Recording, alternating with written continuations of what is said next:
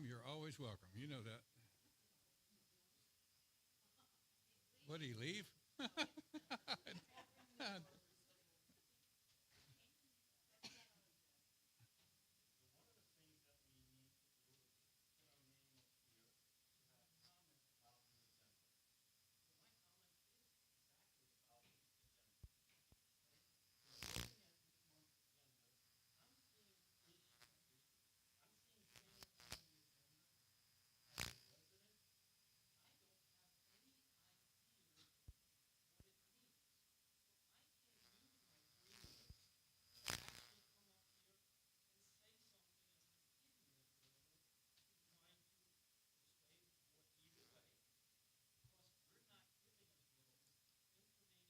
Understand it.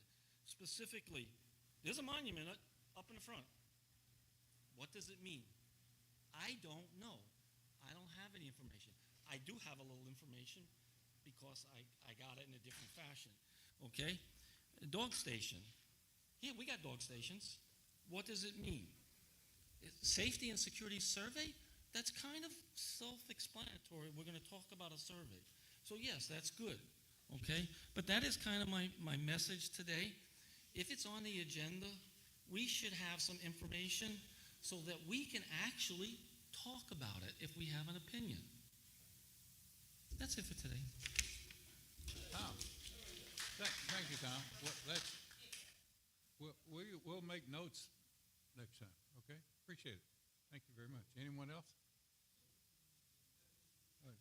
If not, let's stand in place of the flag.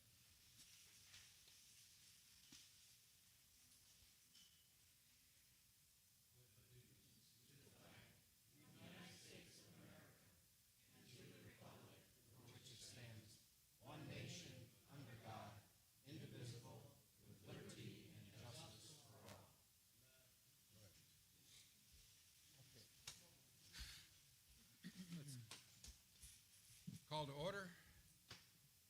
Let's call the roll. Todd Reinhardt. Santoro. Here. Dave Ott. Here. Marilyn Stott. Here. Andrew Emmerich. Here. Bill Simonelli. Present. John Elkins here. I've been asked to make a slight change in the sequence of our meeting tonight because our guest speaker probably doesn't want to go through all the things we're going to go through. So let's lead off with our insurance policy presentation from me and Keith. You want to introduce yourself? Yeah. There. You go to the podium there. Please.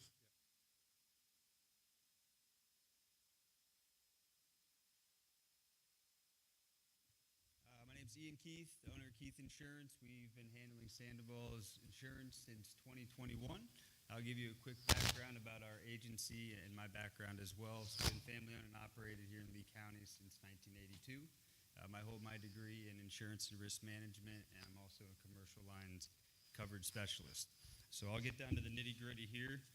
And if anybody has any Hurricane Ian jokes, you can get them out of the way now. All right, so just a quick recap. Prior to our agency taking over Sandoval's insurance in 2021, Sandoval was in a position where it had had multiple general liability claims from slip and falls. 2020 to 2021, Sandoval was paying about $158,000 a year just for general liability insurance. So fast forward now 4 years. The general liability policy, which is just one part of Sandoval's coverage, is at $116,000, and these savings have doubled over the last 3 years. So to give you an idea, we'll recap on the general liability. I'm sure everybody has some questions in regards to additional insureds and certificates. So when we first wrote the general liability in 2021, it was at $117,000. It then dropped the following year, so 2022 to 2023, to $93,000. The following year at $97,000, and this year we're looking at $116,000 for the general liability. We did make a switch in general liability carriers. It has more robust policy forms, and it's also a higher rated AM Best carrier. Sandoval also carries a $2 million excess liability policy. It carries workers' comp, property insurance, cyber coverage, directors and officers coverage, and crime coverage. So Hurricane Ian hits, the property policy responds as it should. The property policy, in fact, has taken little to no rate increase since Hurricane Ian. So we recommended that the board get an appraisal done on the rebuild values of the two clubhouses. So the result of that actually, number one, reduced the deductible amount for the property by 59,000. So this year, I can go without the mic. So this year, okay, roger that. You're on TV, so. Oh man, okay, recording. I didn't get a disclosure. I was being recorded. Just kidding.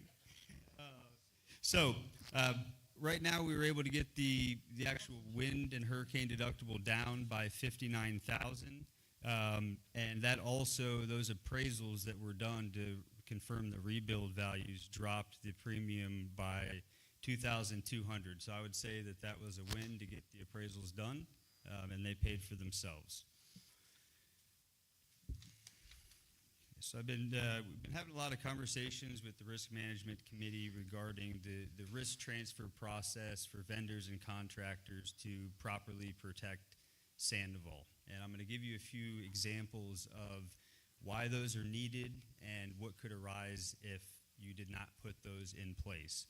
So status quo typically, whether it's a general contractor who's subbing out to their subcontractors or an association who is hiring the subs directly, these certificates of insurance requirements regarding the safeguard and the risk transfers are very common across the board. So to give you an idea, we do have some contractors that will issue 300 to 500 certificates of insurance a year for them.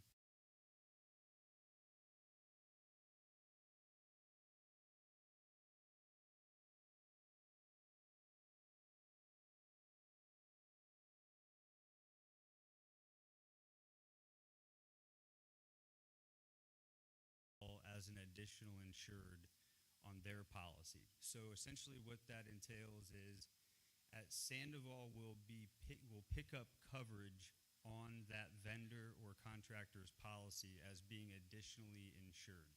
So we call that layer one.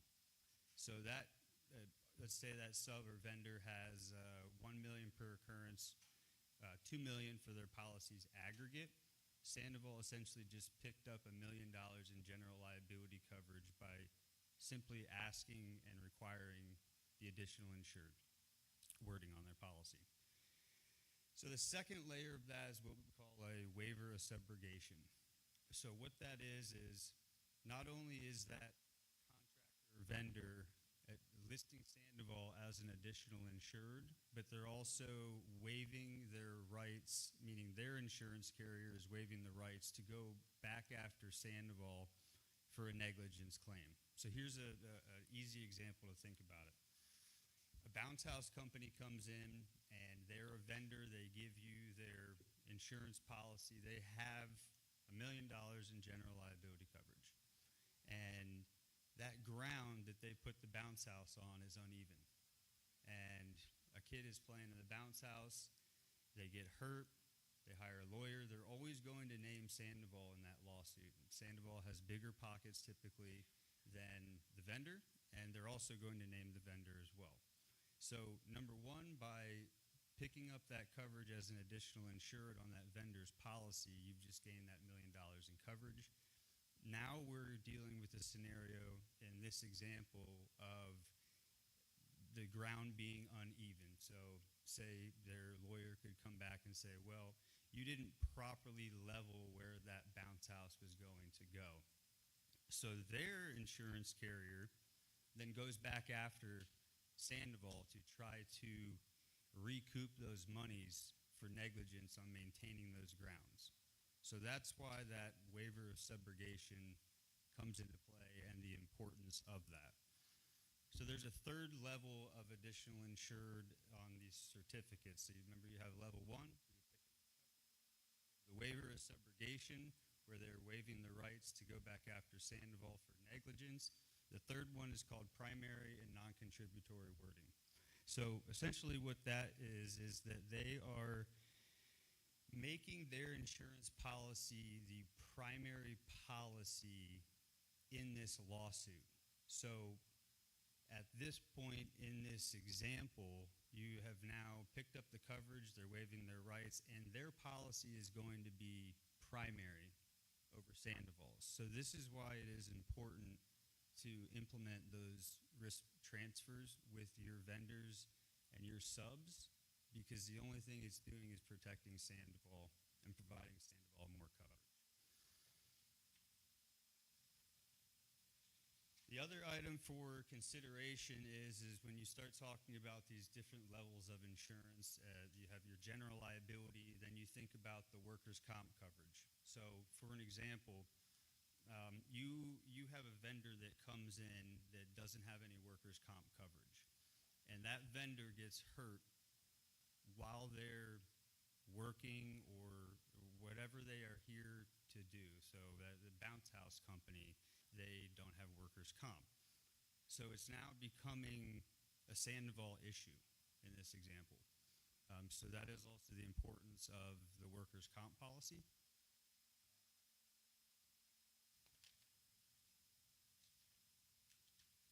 So I want to give you all a couple real examples of Sandoval. And when I give these examples, this is unfortunately things that happen on a very continuous basis across the board with a lot of associations. So from 2018 to 2017, you're looking at 1, 2, 3, 4, 5 claims. One of them 260,000, one of them 257,000, another one 93,000. So the more Sandoval can do to transfer that risk, the better position it will be in the event that you be named in a suit. So overall, looking at the premiums from the prior year versus the renewal, which just transpired in February, Sandoval was looking at only a 5.4% rate increase across the board with all of its policies. So in this day and age, as what we're seeing rate-wise, I would consider that a big win. And we've also negotiated terms with the GL carrier, the new one, that has better terms, as mentioned. So another favorable item is that when we invoice Sandoval for that insurance, because we switched carriers, there's actually another $6,000 refund coming back to Sandoval between the property policy, excess liability policy, and general liability policy. And for reference, the 2024 budget projection was estimated at a 25%. All right. It's tough.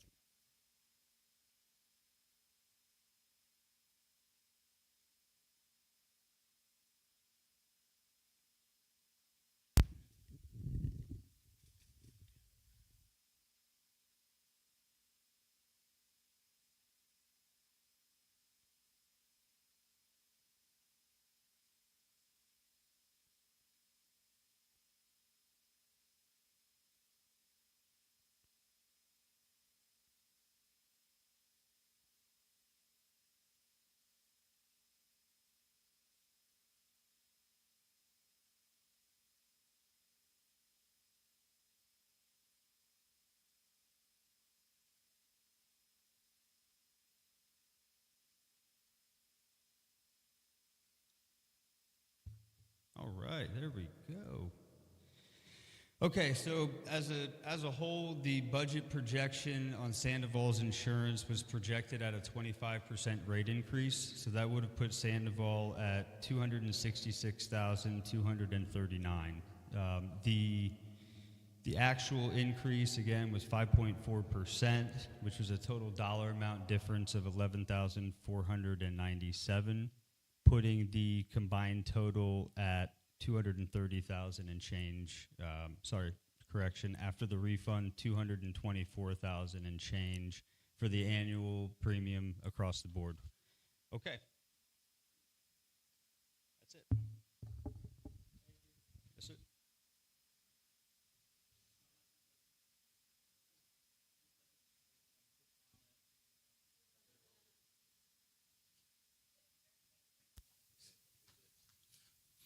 I, we, I, I would just like to make one quick comment that on behalf of the Risk Management Committee, we are very fortunate to have Ian as our insurance professional. This young man has done great things as far as being a advocate for our community and has worked extremely hard for us. So thank you for what you've done for us, and we really do appreciate what you've what you've done to try to find the best deals for us in regards to insurance. So thank you, Ian. You're welcome. I appreciate the opportunity. Thanks for your time.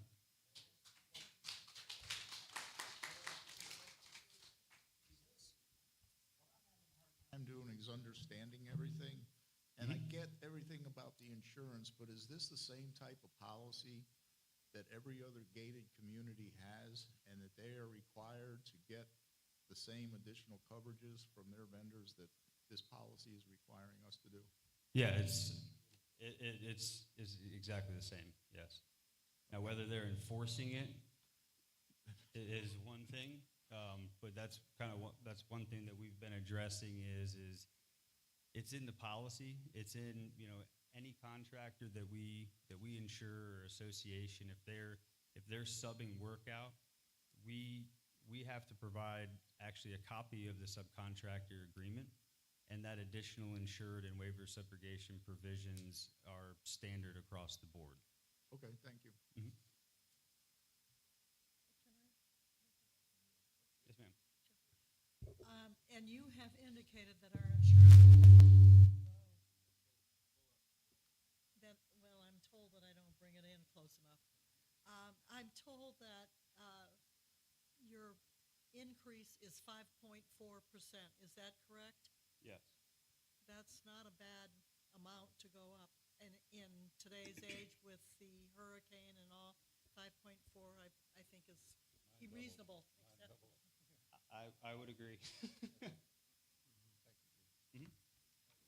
I had one quick question. Yes, sir. With regards to vendors that are outside the community versus vendors that are residents, do you recommend a different process by which to seek certificates of insurance? Sir, are you referring to if they're doing work outside of the gates, or if they're No, a member? what I'm really referring to is, let's say we have an outside DJ that's hired for an event, and instead we use an in-house individual who hosts karaoke. Is that individual that's in-house, in other words, a resident of the community, should they be under the same processes that we would put into place on somebody who's an outside vendor? Are they getting paid? They are getting paid, no? No, okay. So But if they were being I paid, what would be your recommendation on that? follow your risk transfer Okay. protocol. All right. Yeah. All right, thank you. Yes, sir.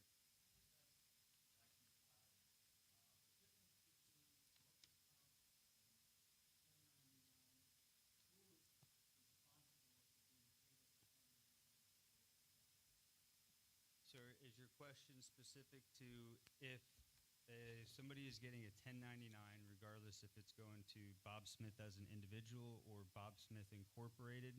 How does the state of Florida look at them regarding workers' comp exposure? It's the same.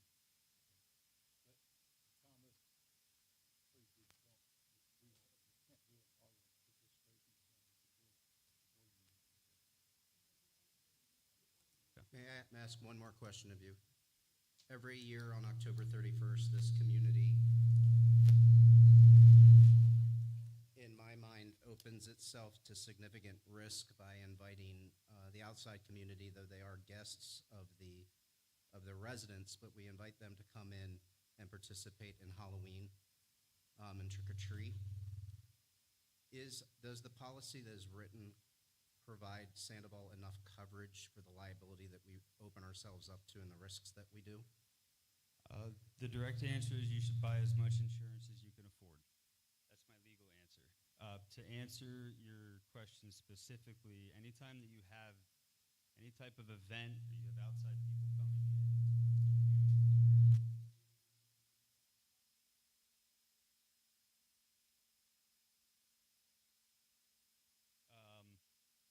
there's a fine line between not doing anything at all and doing the things that you want to do within reason.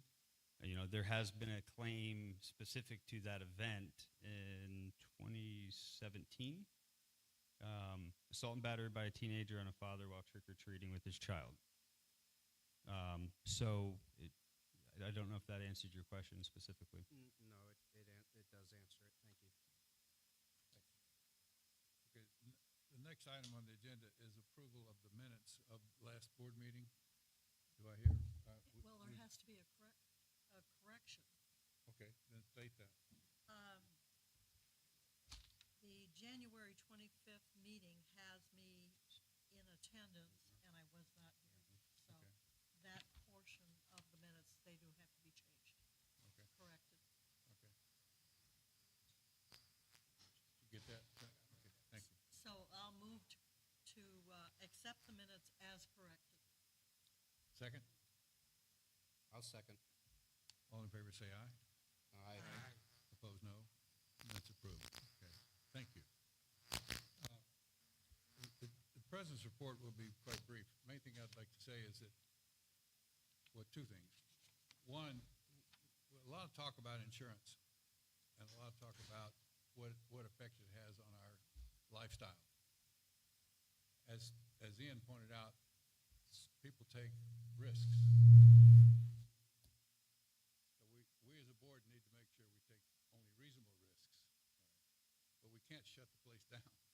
We got to be careful. We do not shut down this place as a place to have a good time and enjoy ourselves. Second thing I wanted to mention is that we have an election coming up, and please encourage everyone to vote. We need a quorum. We need at least 428 votes, and we have 7 all highly qualified candidates for the board. Please vote for 4 of them, not 5, but 4. Okay, that's my comments. And now, next is our treasurer's report. Bill, do we need to move? Yep.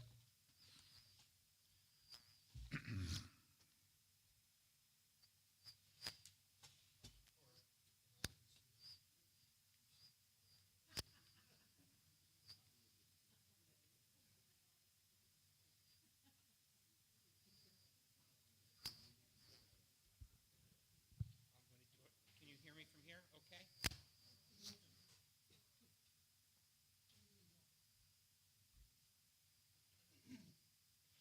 Okay. So the treasurer's report, we're primarily going to concentrate on year-end results from 2023 and talk about some forward-looking activities.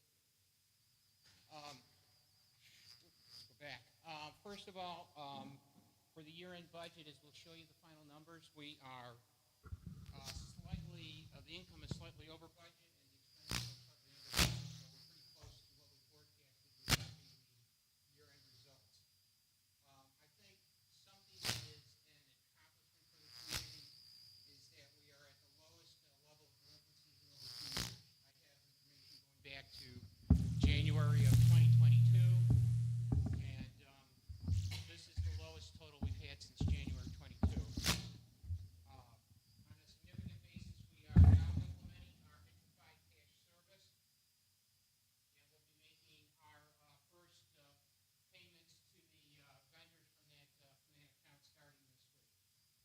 We're targeting doing the first budget report on 2024 results next month in March.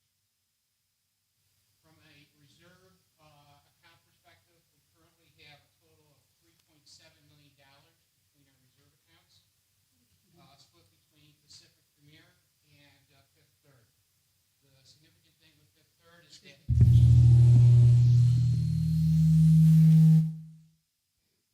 the significant thing with Fifth Third is that we're starting to see our interest rate starting to go up again.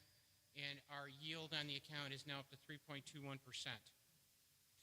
In terms of reserve spend, we'll go into that in a little bit more detail in a few minutes, but we're forecasting that we're going to spend $115,000 in reserves this quarter. To date, we've only spent $33,000 of that, and I know that there are a few items that are on the agenda tonight that will go into that Q1 spend. The Hurricane Ian Assessment Fund right now is sitting at $253,000. As we reported back in December, $600,000 of the Hurricane Ian assessment was transferred to our Fifth Third investment account to backfill our reserves and to start gaining interest income on that. And we also backfilled the funds that were used for Hurricane Ian out of the operating account, and we transferred $354,000 back into our operating account. Other items, our audit and tax return for 2023 is underway. Associate has been working with the auditor to provide a significant amount of information, and we expect that we'll start having reviews with the auditor probably in the March timeframe. We got a Christmas present in December. We got a letter from the IRS that somehow our taxes were filed late in 2018 and we owed them a little bit over $2,000. So we're in the process of investigating it. We gave our auditor limited power of attorney to represent Sandoval to work with the IRS on this specific issue, and we're trying to work out what is the source of this issue and see what kind of a tax penalty payment we have to make for that. Finally, over the past month, we've had an issue with paying invoices, with oversight of paying invoices. What we've found is that approximately around January 22nd or so, the software accounts payable system that provided automated notifications to myself and John Elkins as board president of invoices that needed approval prior to payment started to bypass board approval. So it took us about a week to 10 days to figure out what was going on. Since once we identified what the issue was, I had to work with Chuck and manually review every invoice before it got approved. We just got a fix to the system this week, and we're running it, and we're seeing how things are. No, I'm going to wait about a week before I say that the issue has been satisfied, but in the last 3 days we have seen it work as it was supposed to, and we're getting the notifications and approving invoices prior to payment. Year-end financials. The top line numbers is that we brought in a total income of, call it $4.6 million, and our total expenses were $4.5 million. So our operating income was $65,000 over budget, which is good.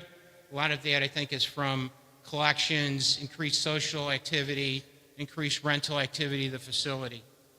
And operating expenses, when it's all said with the puts and takes that we went through, was, call it $19,000 under the total.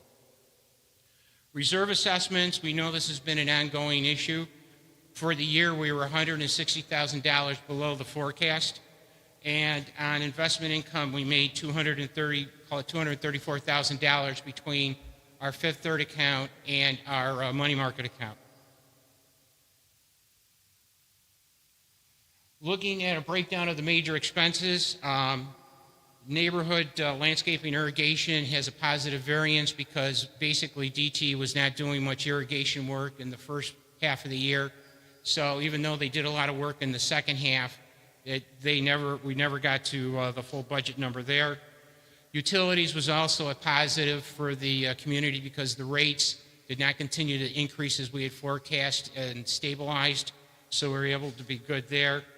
Landscaping has a slight overage in expenses, and that's primarily due to the year-end mulch work that was done.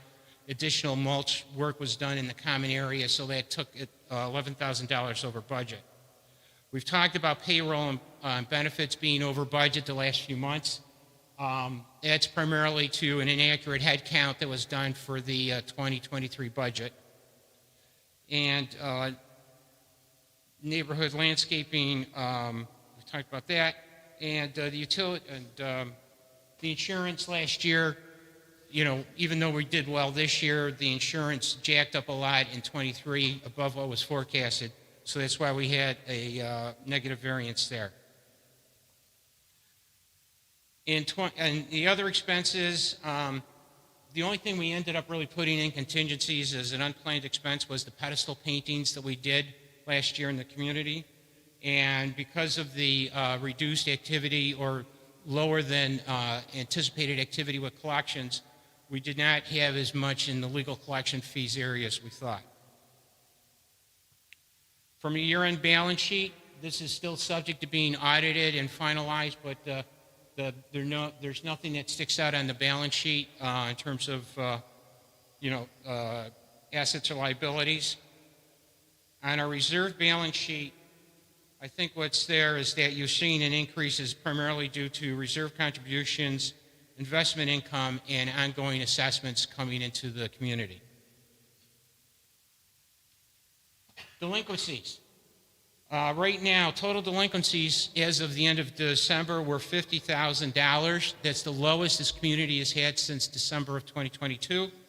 And I think the important thing in that is that not only that, the one that has been the sore spot for the last year or so is the 120 plus days delinquency. That was down to, call it $29,000. That's the lowest total it's been since May of 22 when we started the record keeping with the SOCIA. Capital reserve spend. We spent a total of 1.152 in reserve dollars last year. Most of it, almost $1 million of it was associated with Hurricane Ian related expenses. We spent $135,000 for activities that were directed from our reserve study. And we spent a total of $23,000 on discretionary projects last year. Moving into '24, one of the things that we did from a finance committee perspective is that we met with SOCIA and we laid out and mapped out the spend of all the reserve projects for all of 2024. So what we were able to do with that is now match how much we're going to spend each quarter and try to match that in with how much money's coming in. The idea there is that we're trying to minimize having to go to the Fifth Third account and withdraw any money, and try to schedule out when we can start putting more money into our investment account.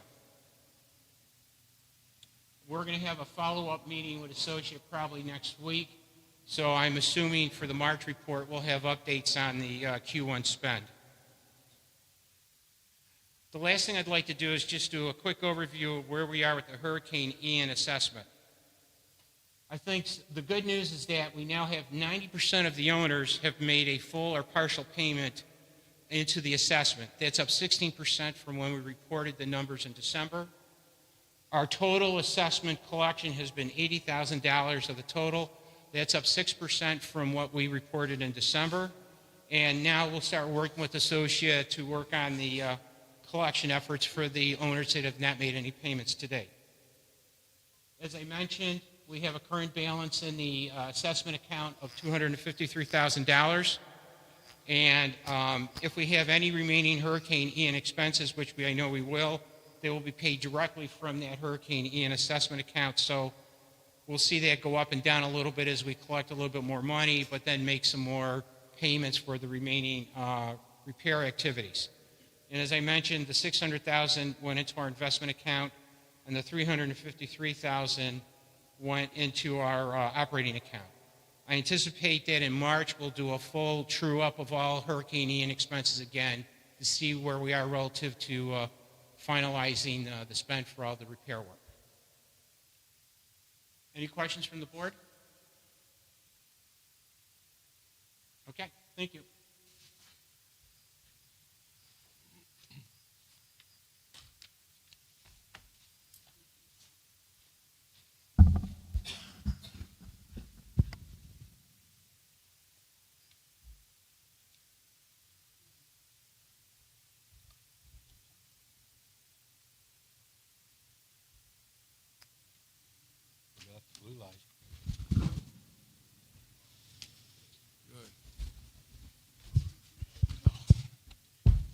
a little cozier with this kind of lighting, isn't it? Yeah, Are we back on?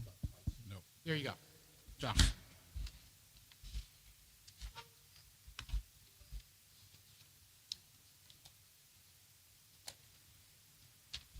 Do we need lights on our general manager?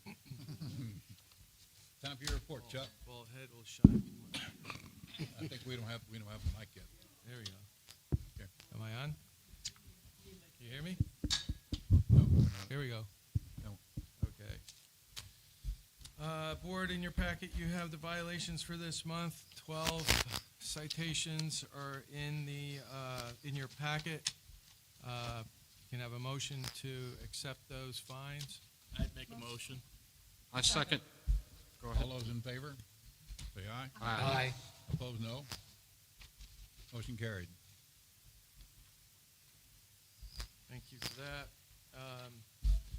My report. At the last meeting, I was asked to look into the Ashbury sidewalk and start getting some prices. I don't have all the prices, but I will give you kind of a status as to what we've gotten so far. We've received 3 sidewalk quotations from 3 different companies, ranging anywhere from $20,000 to $36,000 just for the sidewalk. We're also seeking additional quotes for regrading and sodding around the sidewalk once the sidewalk is put in. We haven't received those quotes yet, but we're working on that. We feel that that's somewhere between the $11,000 and $14,000 for sod and grading. The second thing is been asked by the Safety and Security Committee to look into, or they were tasked with looking into the lights for that area. We have been in touch with LCEC. They will provide us a quote for materials and installation and monthly costs. Their current supply time is 48 weeks for the materials. On top of that, they will not run the conduit from the one side of the street to the other side of the street. We'll have to find a company, 3 companies, that will trench from the one side of the street, underneath the street, and come up on the other side. And they will have to do that to the specifications which LCEC requires. And you said the sidewalk was 20 to 36 or 20 to 30? 3 quotes ranging from 20 to 36,000. So the range now for that and the landscaping is anywhere from $31,000 to $50,000. And When you with combine the it. sod and grading, Right. and then the lights, we're still at an unknown yet. We're working on those quotes, but I just wanted to report status as Okay. to date for that project. Any questions on Ashbury sidewalk? No.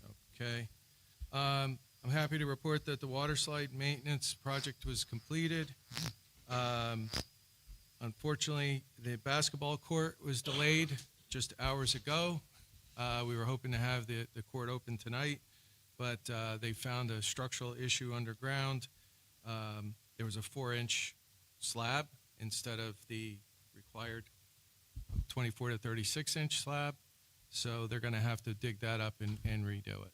They actually had the post set, and they started working on the other one, and they turned around, and the other one started to go down. So literally 4 inches. So they are going to work on that tomorrow and next week. We're kind of projecting midweek to get the court back open again. It is closed because of the holes that are there, and it's taped off for security reasons. I'd like to report violation letters for the month as 116 violation letters have gone out. As of tonight, 12 are going to hearing. Last month there was 10, 8 of those have been resolved. And along the lines of wrong color roofs, we have 5 of those, and 3 of those have been resolved. One of them's brand new in the 12 here tonight. Gate strikes, this has been an unusual high month of gate strikes. We're at 18 gate strikes. 6 have been resolved, and we're still pursuing the other 12 if we can, if they're residents. Which gates? All of them. most common, believe it or not, is Surfside, which is a resident-only gate. When you say Exit or entry? that's the middle gate or the? No, it's generic, it's the bar. When we get a gate, technical gate strike is like when the car came crashing through, but we refer to it as a gate. It's the actual bar arm that comes down. That being said, veterans, as you know, we did do, Envira at their expense, did a rewiring of the Trafalgar Gate a couple of weeks ago. They've finally committed a crew that's going to have a less invasive trenching to do the wiring at veterans. Those signs will go up tomorrow.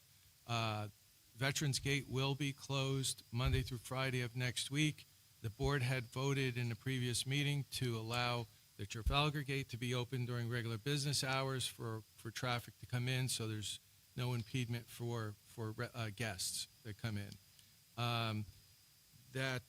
We hope that they finish up maybe Thursday and we can reopen, but there will be signs here at the four-way stop to tell people don't go all the way down to Veterans because you're not going to be able to get out that way. And there's going to be signs on the outside of Veterans saying, please head over to Trafalgar or Pine Island. And it will be barricaded off. And this is, again, I just want to say, this is a complete rewiring at Envira's expense. It's just our inconvenience that we have to go through. I do want to talk a little bit about vandalism. We have seen a spike in vandalism, not only here in Sandoval, but I have been in touch with the general manager from Cape Royal, and I have spoken to the CAM over at Coralina. We're not unique to this situation. They're having the same type of mischief kind of things happening in both areas. Everyone's believing it's somebody else's, everybody, outside of Sandoval, they believe it's all of our Sandoval kids going over there and vice versa, but we really can't pin that down. But I do want to raise to the board's attention that during the course of this last month, we incurred $2,500 worth of irrigation damage by kids on bicycles that were chased away by the security guard. Unfortunately, they couldn't get positive identification, but they did stop them from damaging more of the Kicking over sprinkler heads. kicking over sprinkler heads. That's what I thought, yeah. I will talk next about the dog station, but I do want to say that we did have a vehicle this past week. Kids vandalized one of the gates and detached the bar and put the bar back in, and when the vehicle came through, the bar smashed on top of the car. And because they So actually... that's on us. That's Yeah. on us. So there's an invoice there for about $3,500 to repair that vehicle. I will now talk about, I don't want to talk about that yet, I'll just keep going here. I'd like to bring your attention to the fact that spring break is actually the 15th through 24th of March. Just this past Friday, it was a half day for schools here, and it's great to see people out here enjoying the amenities, but there was such a wide population of kids. It's great to see kids out here, but we probably had a hard time of trying to figure out who actually belongs here and who doesn't belong here. So we'd like to socialize the idea of actually pursuing adding a security guard from 9 a.m. to 6 p.m., a first shift during the spring break, just for the purposes of checking IDs, discouraging loitering on the roadways. We've seen a whole herd of kids on bicycles, and they're in the road. And also discourage bicyclists who like to follow vehicles in when the gate opens. So those are some of the reasons why we think that we need a little bit more of a security presence just during spring break. What's the price of that, you know? I'm working on that. We just talked about this morning. I meet with my staff. We have a staff meeting, all 4 or 5 of us, and this kind of came from the staff saying that this is a problem. We're seeing an increase of kids coming into the gym that don't belong there. People are opening the door thinking that they belong here, and so I don't know what the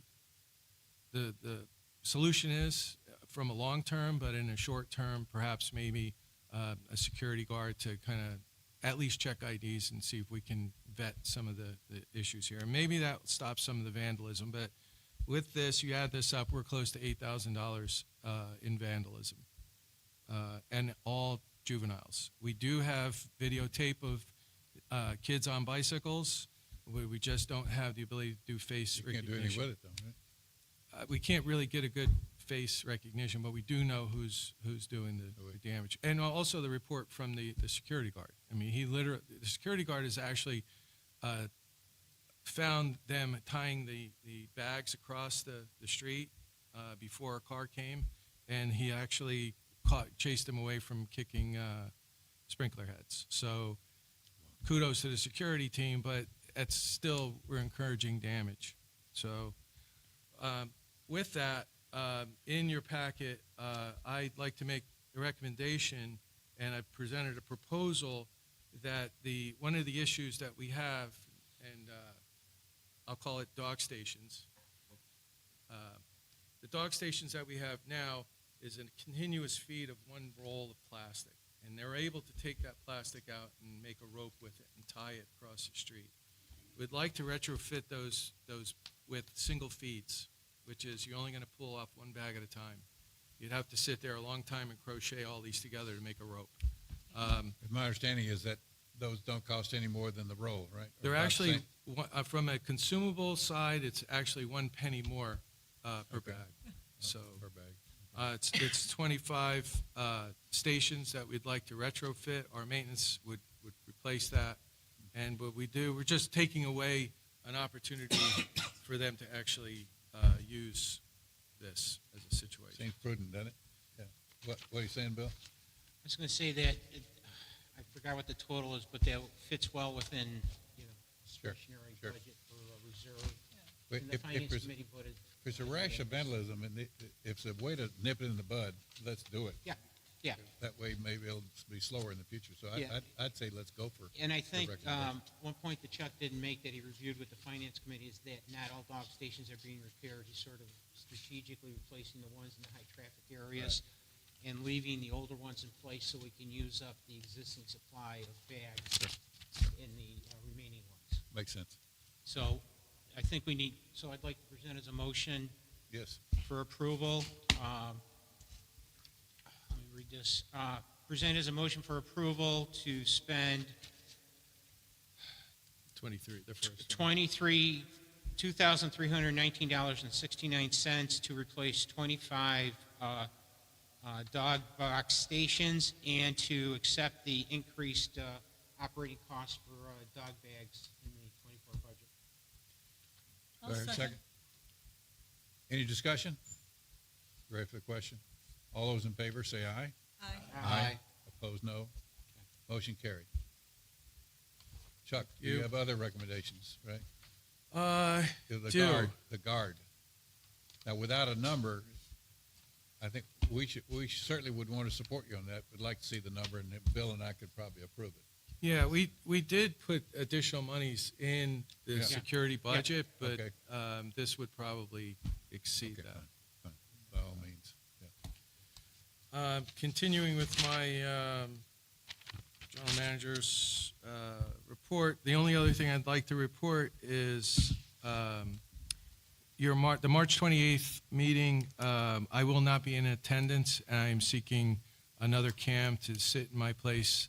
My son's getting married in New Jersey, and he refused to change the date because I told him I had a board meeting. Actually, So- you mean your new daughter-in-law? have My probably. daughter-in-law. That my was you daughter- had no yeah. control over Yeah. this. We know about weddings. All right. So, but there will be someone here to take minutes at the next meeting. Okay. Any questions from the board? Congratulations. No. Yeah. By the way, whatever you did with DTE, they worked till the last minute. They actually didn't work this week. But thank goodness today was their last day.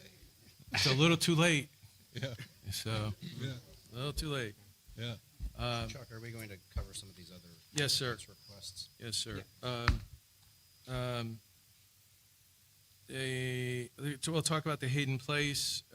What that is I've been asked to take a look at, and the board, you have in your packet, unfortunately, we only have one quote. There's a monument that's out by the old sales center. It's at the corner of Hayden and Veterans. It is ours. Brian spent the last 3 months trying to find 3 vendors to give us quotes on this. Signs in the Day did quote, Fast Signs refused to quote, Signs and Design Depot also would not quote on it. So at this point, we just wanted to kind of roll this forward to see what the board's thoughts were. I did take this to the Finance Committee meeting the other night. It's got this beautiful, sorry, No, go ahead. but a beautiful rendering of what it would look like. Welcome to Sandoval on the one side, and then the other side, thank you for visiting Sandoval. It's rather expensive. It's almost $4,000, but it looks beautiful. Finance Committee. So when the Finance Committee reviewed this request, we voted 5-0 to not accept this proposal. To not accept it? To not accept it. We instead voted 5-0, recommended that this be referred to the Amenities Committee to consider removal, relocation, and/or getting additional quotes for the painting. We also, although it's not a financial issue, we did express some concern that putting some money into to that pedestal that may be damaged during the construction process of the chiropractor's office didn't seem prudent at this time. So our recommendation was not to accept this quote. Okay, well, what would you do with it? So what we're recommending is that this be referred to the Amenities Committee, and they look at either removing it, relocating it to a different part of the community, or work with Chuck to get additional quotes. Is that a motion? That was our recommendation. Would you like to make that in a motion? I will make that as a motion, that this effort be referred to the Amenities Committee, for the Amenities Committee to consider removal of the pedestal, relocation of the pedestal, and/or getting additional quotes for painting it at such a time where it will not be damaged by the construction of the chiropractor's office. Is there a second? I'll second. Okay, discussion? Yeah, I know you had something. to Yeah, talk I have about. a couple of comments. I was the originator of the idea because I had been approached by a couple of property owners about doing something since it's been an eyesore for many years. And unfortunately, the original cost I think that we looked at, Chuck, was significantly a lot less by this particular vendor, but it has grown to, in my opinion, an outrageous amount. $4,000 is just absolutely ridiculous. Personally, I don't see where that makes any sense to spend that kind of money. I don't think that you can't see it much anymore. Who knows what it's going to look like after the new building's established, and who knows, we may decide to bulldoze it at that particular point in time, but pushing it to the amenities may make sense for them to take a look at and what to do at that point. But $4,000 to spend makes absolutely zero sense. Any additional discussion? If not, all in favor of Bill's motion, say aye. Aye. Aye. Opposed, no. Motion carried. Goes to the amenities, and we do not pay the $4,000 now. Oh, by the way, Yes. for the record, Hayden is spelled with an E, not an A. Oh, What? my spell checker didn't work. Heydden. Okay, good. Heydden. Fine. No way. Okay, I think now we go to safety and security. Stan, you have a proposition? Yeah, Christine, the chair for the Safety and Security has words. Okay. Hello, Christine. We're doing these as well. You stay away. I know.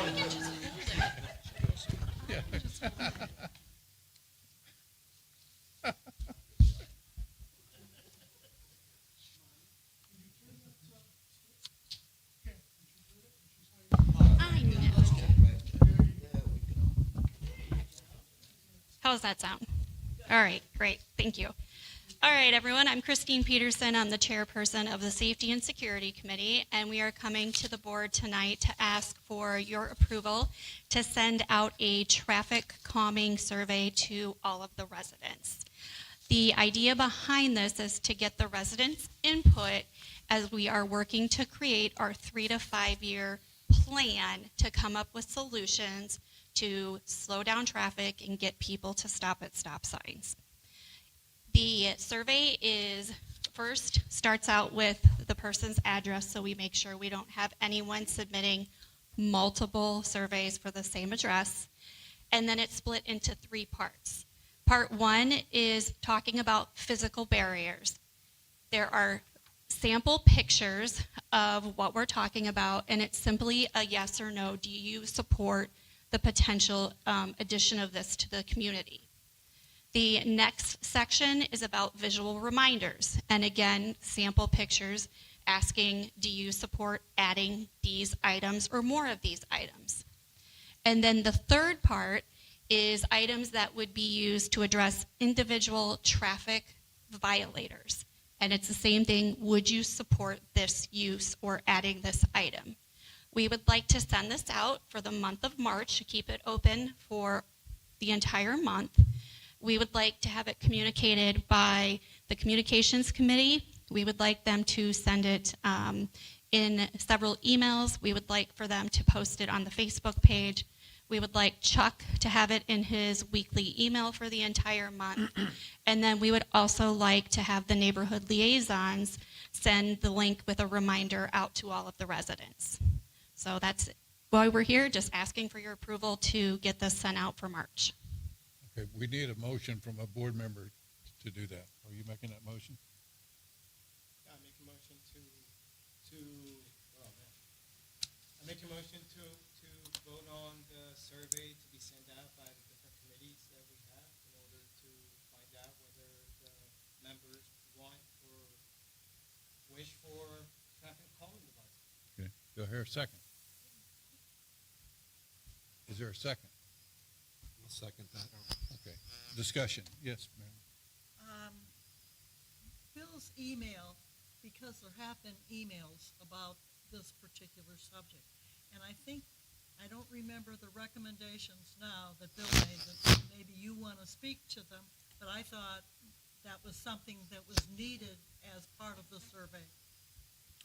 Yeah, I mean, the recommendations were trying to follow the guidance that we got from the chief of police about asking some general questions about trying to establish a general understanding of the community's concern about traffic before we got into specific solutions. So it didn't change any of the solutions that were being proposed by the Safety and Security Committee, but just sort of saying, I'd have to go back and look at my email, but it was, I think if I remember correctly, it was like, do you think traffic is an issue? Do you think, and to rank speeding, going through stop signs, and trying to sort of prioritize which of the issues the community thought needed the most attention? So I would say that was not the intent of the email or the survey. The intent of the survey was to get the buy-in from the community for things that we are going to do. I think we're welcome to add those, but they're moot points because where you live and when you're out impacts what you see and what you experience. I never thought stop signs were as big of stop sign violations were as big of an issue as they are until one of our committee members went out and did several informal stop sign surveys, and God bless him, he sat at stop signs for 2 or 3 hours with a tally and just started tallying. And we have at the stop signs on Sandoval Parkway over 20% of the people not even slowing down. So these aren't roll-throughs, these aren't stuff like that. These are people who are just driving right through them. So I don't know what goes on the boulevard. I don't think speeding is as big of an issue as the boulevard as it is on Parkway. So I think it's important to remember that where we're located is going to impact our perception of what is going on in the community. So, Well, but I mean, so it's not that I think that we don't need to do something, but what we're going to do is going to impact the entire community, and you're trying to get the community to accept changes, either with stop signs or with speed bumps or whatever we choose to do down the road. So part of getting the community to accept these changes is to be able to show the community that 60% of the community thinks there's an issue with speeding, or 50% think there's an issue with going through stop signs. So you have a basis or a rationale to then propose specific solutions based on the input you got through the second half of the survey. so I do understand your point, but then what happens if, we get 60% of the respondents think that none of this is an issue? Then we don't do it. we don't do it, because then But we know it's a problem because we've already had somebody go out and do an unofficial study on it. But if the community, but this is where we have to do a better job of communicating to the community what we think the issues are, and this is how you start sort of a process. So let's just take worst case scenario. Let's say it came back and 60 to 70% said, I don't think there's a speeding issue, but we still put speed bumps on the Parkway and Boulevard. There's going to be a lot of upset members because it's going to look like that we went against their wishes. And that's the whole point of not asking them if they think speeding is an issue, just asking, do you support these items, yes or no? So. My personal opinion is that we're trying to move the community forward to make some changes. And hopefully these are changes that will be for the improvement of the community in general. But in my opinion, you just can't say, okay, there's the solution.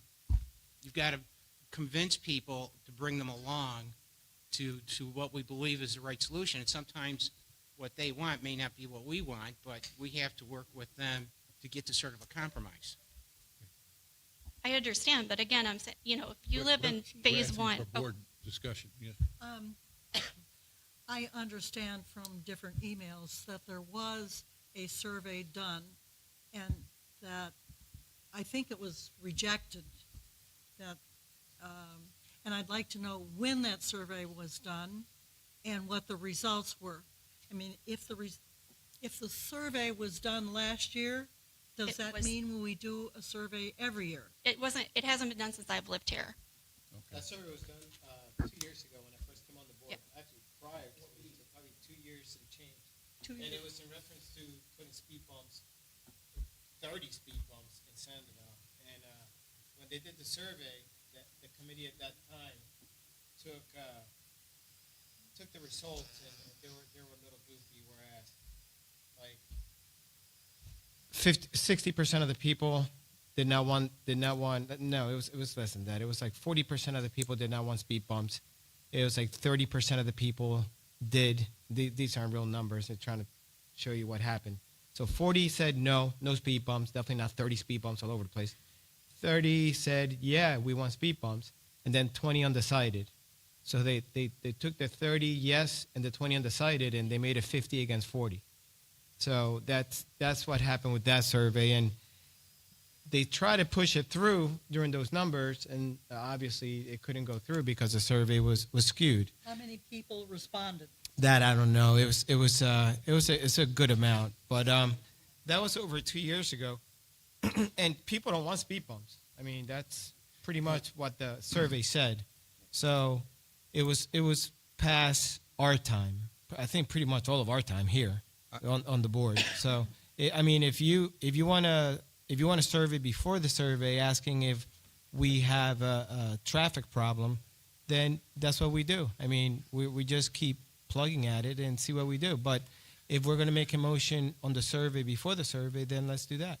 So, all I was suggesting was, in the email, I just put a few questions that I thought could be at the front end of the survey, and I didn't think anything else in the survey needed to be changed. What you're doing is establishing the rationale for what the specific solutions would be. Didn't your questions parallel what Chief Sizemore had asked? And that's what my concern is that we have solicited his feedback on 2 separate occasions. He's a resident of Sandoval, and there becomes a point in time where how many times are you going to ask him and ignore him? And Right. and he, from what I understand, correct me if I'm wrong, from research that I've done, is that his first thing was to ask some pointed questions like you had indicated in your email, to solicit that, and then kind of what Christine had put together. But that he thought that was important first to do. And it was kind of interesting, and I'd heard this from the first time that he had made a presentation, is that the bigger issue that not the bigger issue, but an issue that he had a concern about was how are we going to address the bicycle issue? Not only that there's a car issue, but there's a bicycle issue.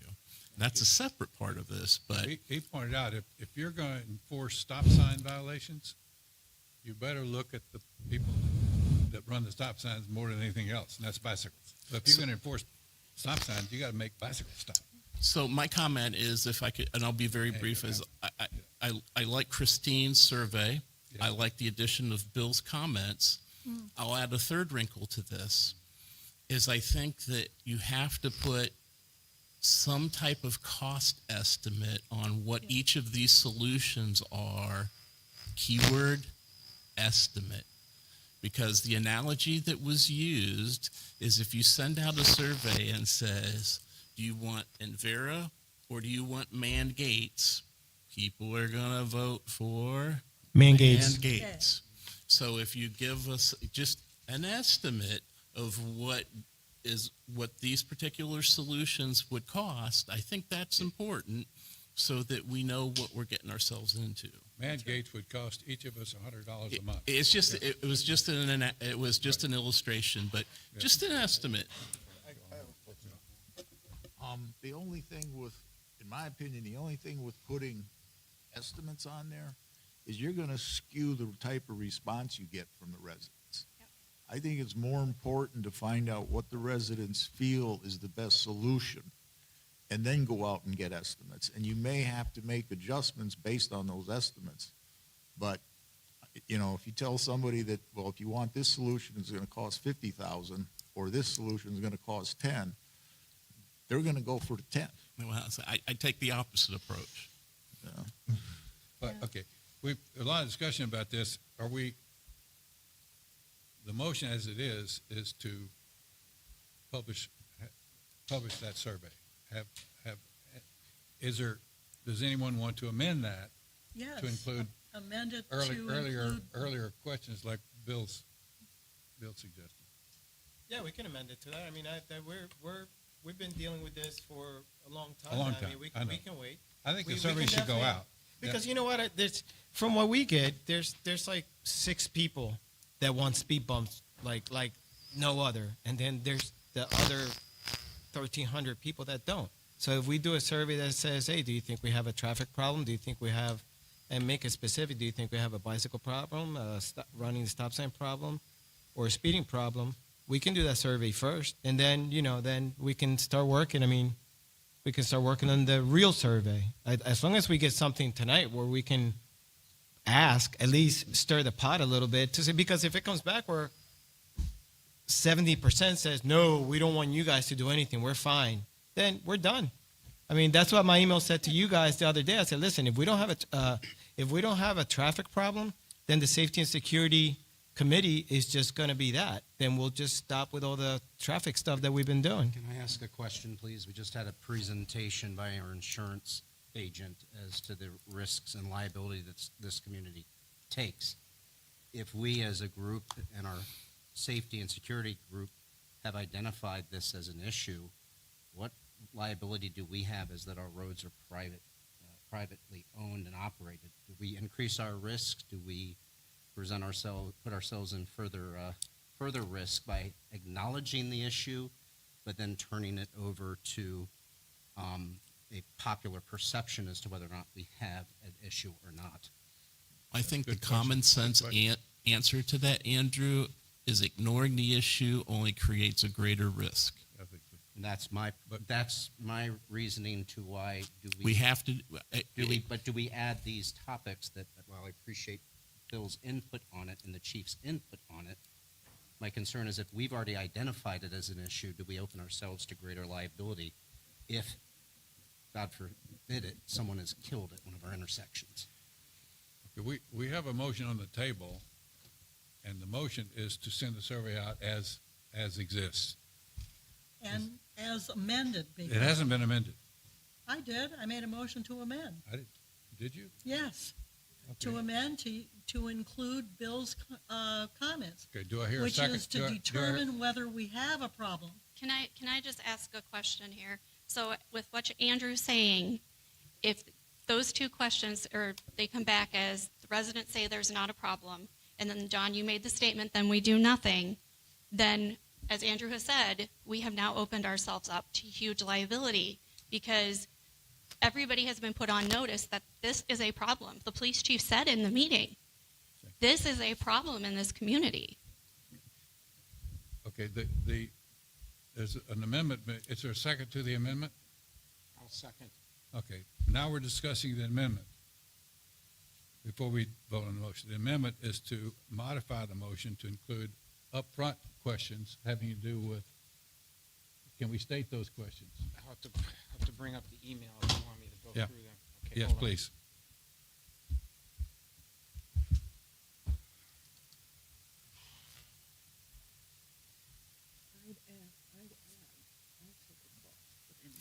You know, the survey itself is, I think, very well done from the Oh, standpoint I of do. the Absolutely. pictures and the illustration. Thank you. I applaud the Safety and Security Committee having this in front of us for a substantial conversation. It's the Yeah, biggest Absolutely. conversation we've had in the open on this topic. we just need to make sure we Yeah. follow the process. Let's be clear, there is a problem with stop sign running and speeding in this community. So in my email, there was 3 specific questions that I suggested be put at the front end of Yeah.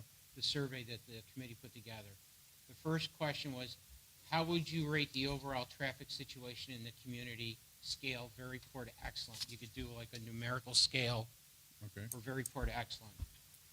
Do you feel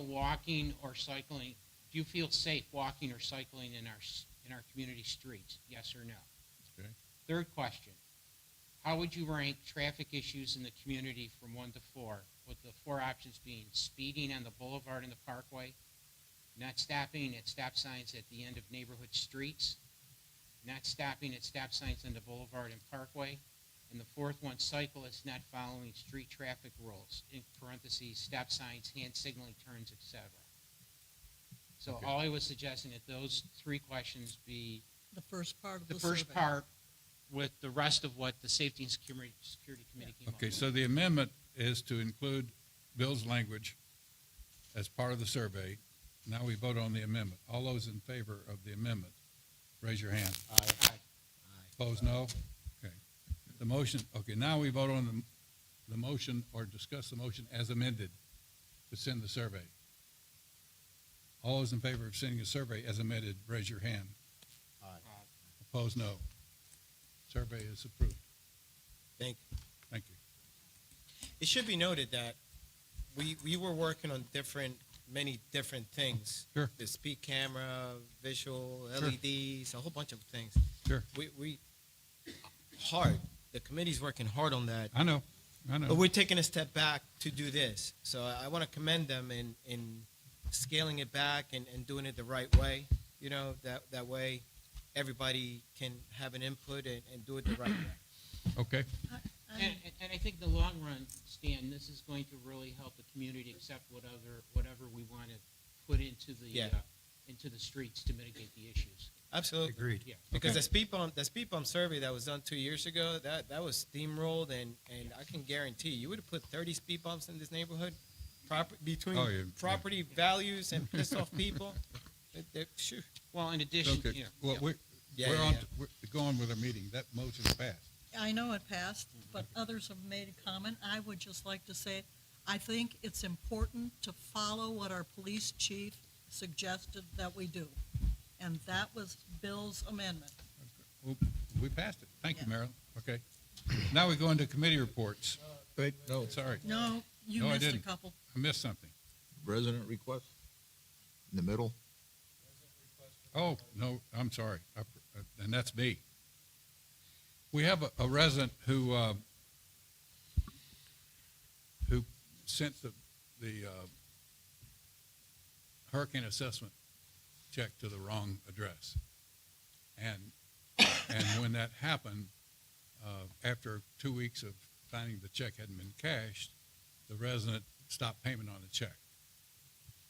Okay, this caused late fees from Sandoval, and when everything was explained, the late fees were waived, but the bank charged this individual $42 for the stop payment and so forth.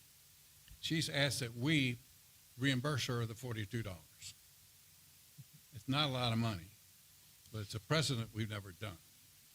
So does anyone want to make a motion to pay this resident $42?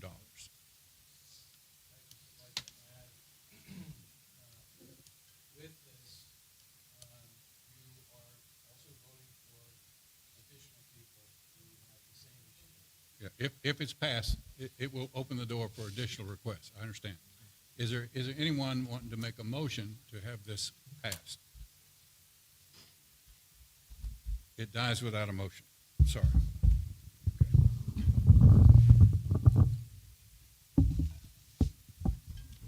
Okay. Just a quick question. You have two other expenditures in here. Did you want to cover those, Yeah. or are we waiting for yours? I'll do it as Okay, part of my the bad, my communication. bad, One is office-related, one's communications committee-related. my bad. Okay. Now we're ready for committees, Communications Committee first. Okay. And I don't think Steve is here, is he? No, I can Okay, give an please, update. please. All right. Yeah. Since we had the special meeting back, what the date was, to rescind the original motion, what we have been focusing on is gathering information about additional consultants to start vetting to see if they would be a candidate for consideration for the process. Steve is also looking at the original RFP that was authored back in 2021 when we first had the issue with CenturyLink when they discontinued their cable service, and seeing if with revitalizing that, if that's an approach we can take to go with the vendors. We've also had communication. We also had a meeting with Dave Hiller to talk about the various business strategies to approach replacing the internet service down the road, and Steve and I are waiting till, quite frankly, till after the elections, and then we can sit down and try to get some additional members on the committee to work through and put a strategy in place for the board to consider. Okay. Thank you. Landscape, you probably got good things to say. Hope so. Starting tomorrow, Juniper will be taking over the bulk landscaping. They're gonna pick up right where DTE left off. So next week, if I remember correctly, they're gonna start trimming up front by the what is it, Greendale? Okay. Mowing first. Okay, all right, I'm sorry. They finished mowing Castleberry, and they decided they were gonna start mowing again to keep to a every other week schedule for March, so that when April rolls around, we're back to the every week schedule. One of the things that I wanted to make people aware of is their trim schedule is 8 times a year, where DTE Maybe 2, twice. maybe 3 times if we were lucky. And that doesn't mean they're gonna come in and trim every bush in your yard 8 times. It just means they're gonna come through 8 times and do selective trimming. So certain bushes don't need it every time, and others may. Oh, there's also something that we're trying to find out is there are some residents that requested no trimming in their yards, and we have sent out an email asking residents that do not want their bushes trimmed to notify the landscape committee so it can be put on a list for juniper. DTE kind of lost that list that they had, so we're starting from scratch. Juniper flew a drone over the neighborhood so that we can have a before picture, and then they will be doing that on a quarterly basis so we can see hopefully the improvements, or if we find areas where there's issues.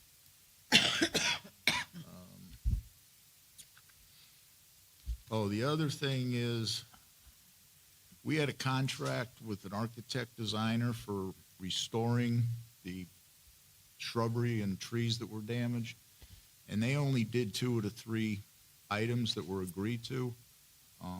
We got a full refund from them. Yeah.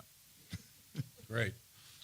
So that's it for landscaping. Communications, they're currently reviewing the handbook for any type of errors or anything.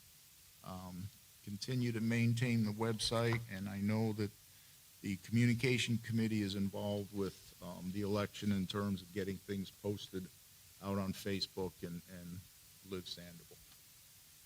And then the last thing I have is a request for a laptop so that we don't have as many issues during the board meetings, and they would also be available for other types of presentations. I'd make a motion for approval. Second. Before we vote on it, I just want to make sure that everybody's aware it's for a laptop and a sound mixer. Right, the sound mixer. Just Yeah. let full disclosure, those are the 2 items being required. What's the price? Depending on which bid we go with, it's probably going to be around $2,100. That's for laptop, the case for the laptop, the sound mixer, and an extended warranty. Sounds cheap. Okay, we have a motion to accept. Do I hear a second? Second. Hold on. Any discussion?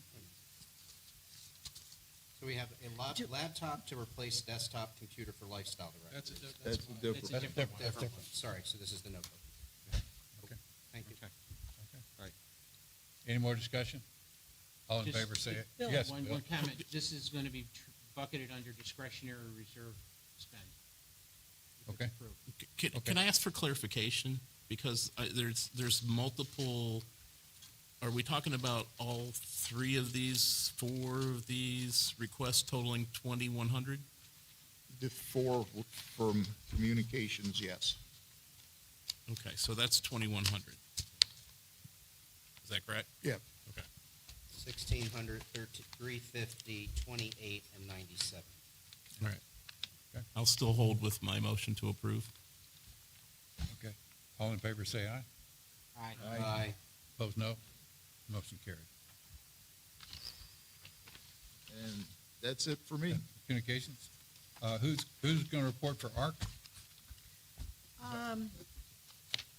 I had an email from Marty. The number of packets, the number of requests they had as compared to last year was like half, maybe a third of what it was, and and they had no appeals. We turn the corner? It looks like it, yes. We've either slowed down significantly, Yeah. or people are still waiting for resources to replace their roofs. You're right. Some still haven't done it. I think we'll have a bounce back at some point. But ARC continues to do a yeoman's job.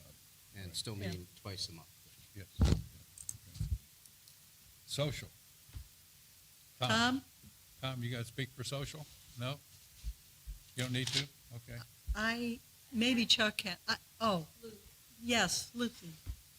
I was gone. I was actually on a trip to Costa Rica with my family, Okay. Came back with a cold, but I'm getting better. Oh, am I too close? Okay.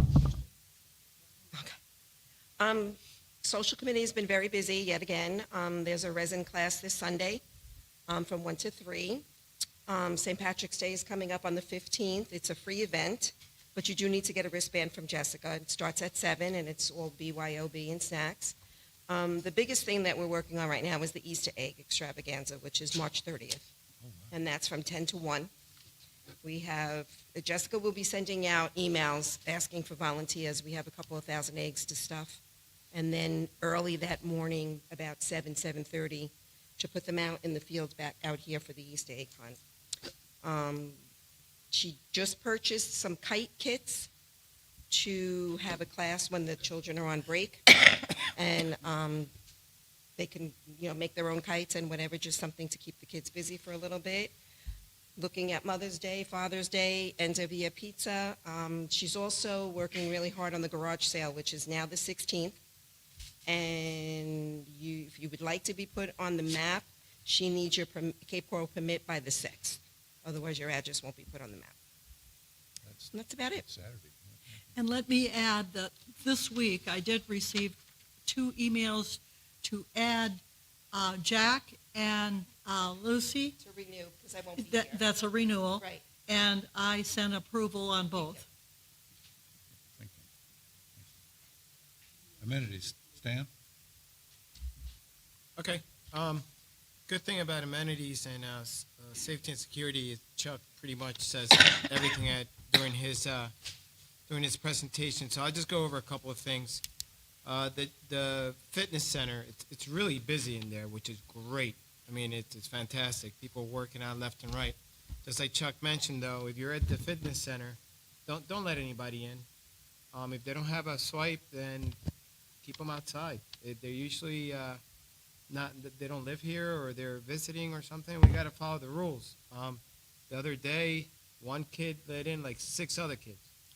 I went to the office and they took care of it, but it's becoming a problem where they think they can just come in and lift the weights, and that's definitely a major liability. Just don't let anybody in. Let them use your swipe. Something happens, it'll be recorded that they came in with the swipe instead of not a swipe.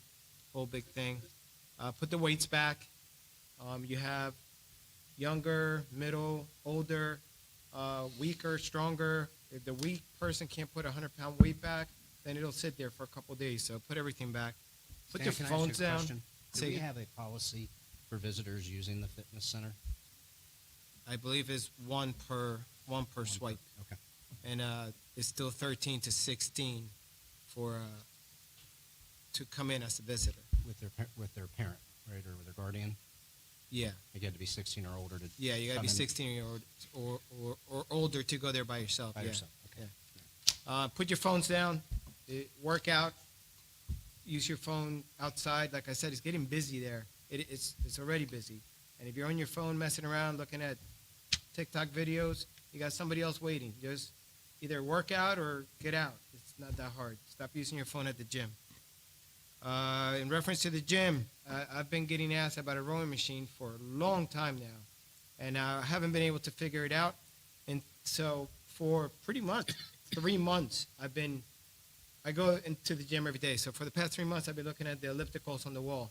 There's 3 black Cybex ellipticals that are there. Only 2 are used. The other one is a little wonky, and it needs to be replaced anyway. So I spoke with Brian, and we're going to be getting a high-end rowing machine to replace that elliptical. I don't like getting rid of equipment because you never get it back, and the gym is utilized heavily on the treadmills and elliptical, and I think it'll be a good addition for everybody for the rowing machine. So we're going to take out one. It's not very expensive. We're getting, I think, $600 for the elliptical to go towards the rowing machine. It's a nice high-end rowing machine, brand new. It's not refurbished, and that's what we're looking at. We just got to get the paperwork done and go through Bill and everybody else to get the rowing machine. That's the only new addition we've done there since we got the new machine. So I think it'll be a nice addition to that. Amenities, poop bags, we went over that. They're going to be painting the water features next week, Chuck? 2 weeks? Tomorrow? Are they going to have to lower the water, or is just Brian out there, or John? Okay. Okay. So they're going to be painting, is it waterproof paint and all that other good stuff? All right. It's going to be, obviously, I just said it. Waterproof paint, no water's going to go down. Brian and John going to knock it out in one day. They need to be painted. I believe right now they're not waterproof paint.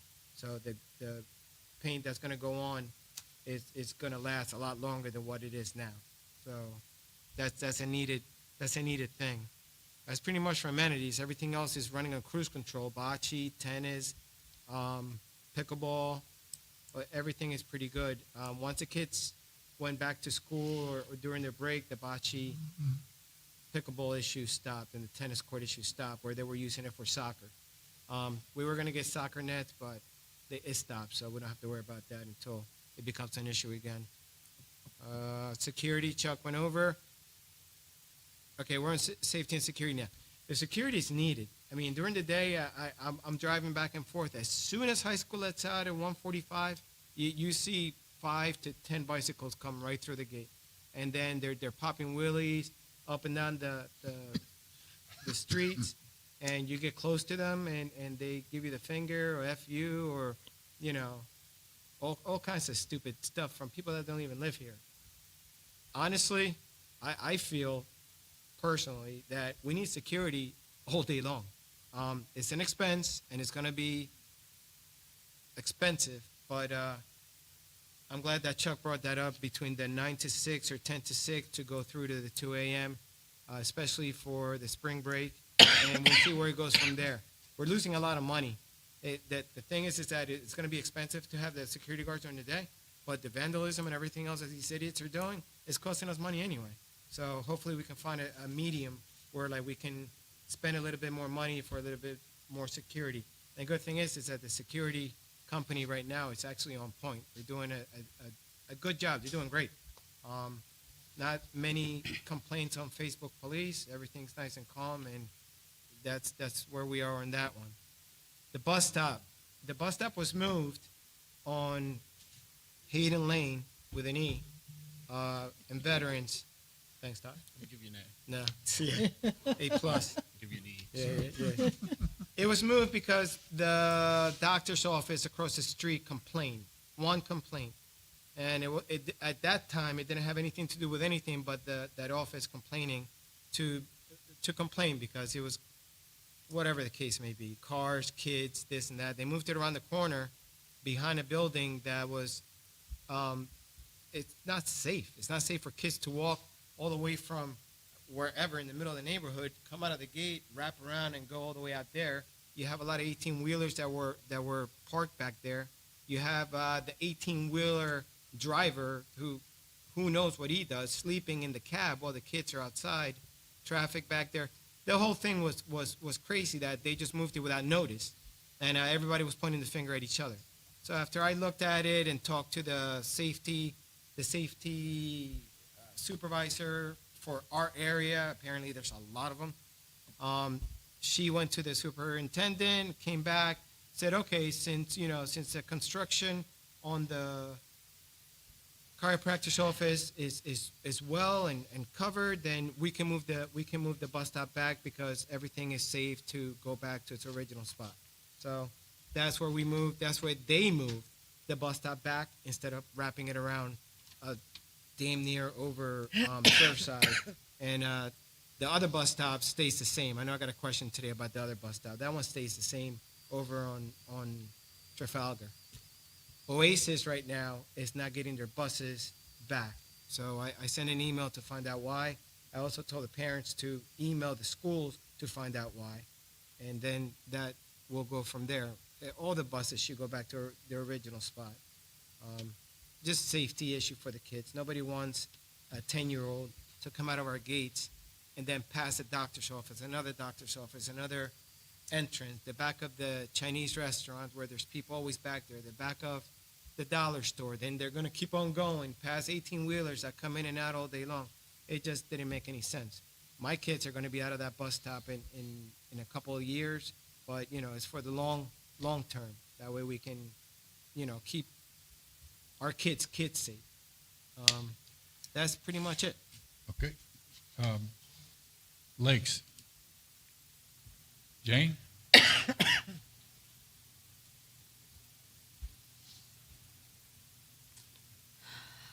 Okay. The Lakes Committee met on February 15th, and the next meeting is March 14th, if anybody wants to come and observe. We're working on getting shoreline repair estimates. We're hoping to have at least 3 estimates for next month to review, and then send it to finance, and then make a recommendation. So, moving forward. We still have to work with Lake Doctor to review the littorals that they planted last year to get a status on whether or not those took before we make plans for doing more plantings.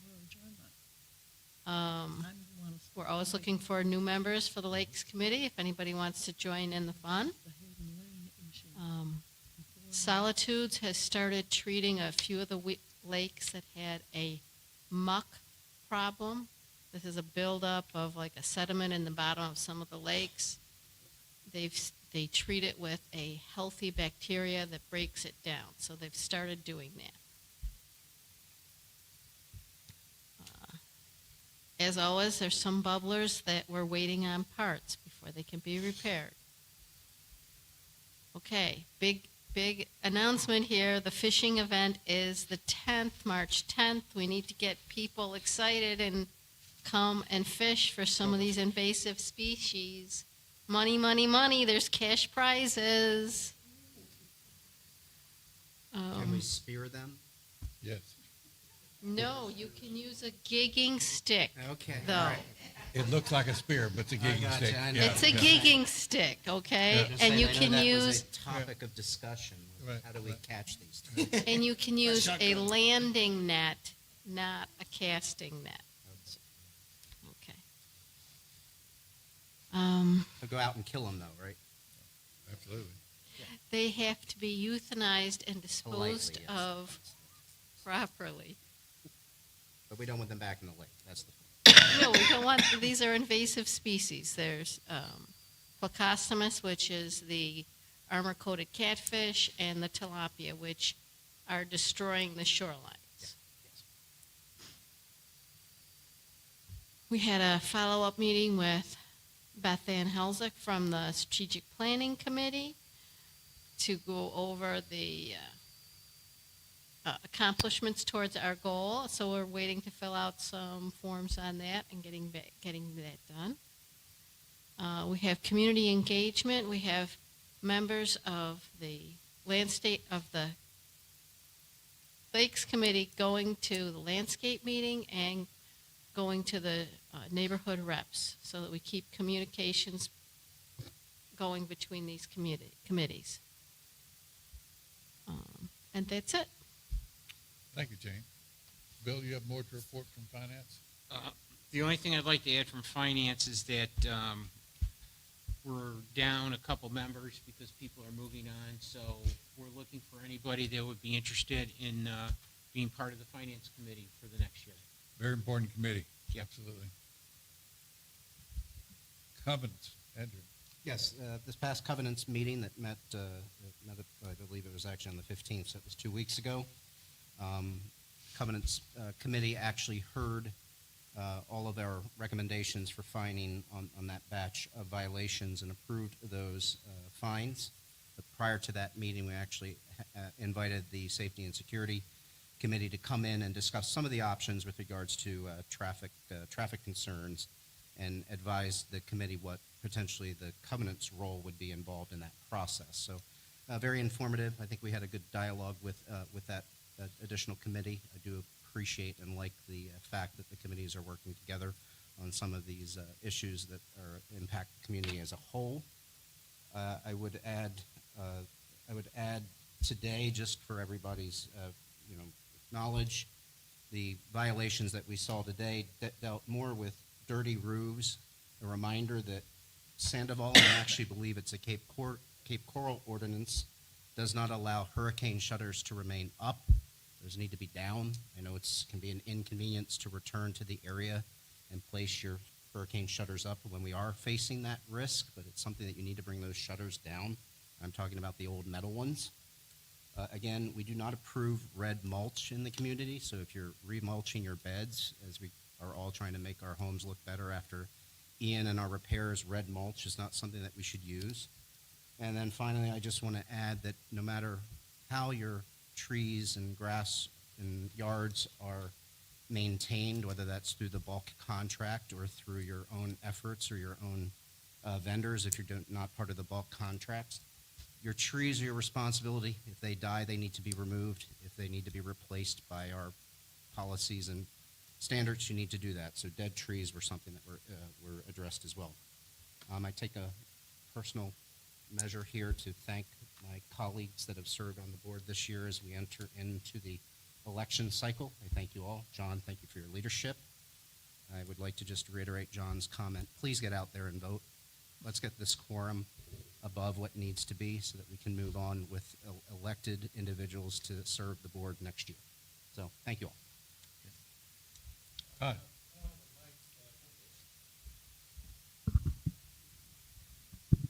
Sorry about that. Under covenants, I have a operational request. Okay. Chris Harris's desktop computer is degrading and is starting to show signs of it's no longer going to be with us. What I'd like to present is a replacement of which Jessica, our lifestyle director, actually has the newest of the desktops, and we'd like to transfer her desktop over to Chris so he gets a machine that's working, and replace that with a laptop for our lifestyle director. That's a reserve item, I assume? Yes. Okay. Is that a? Yeah.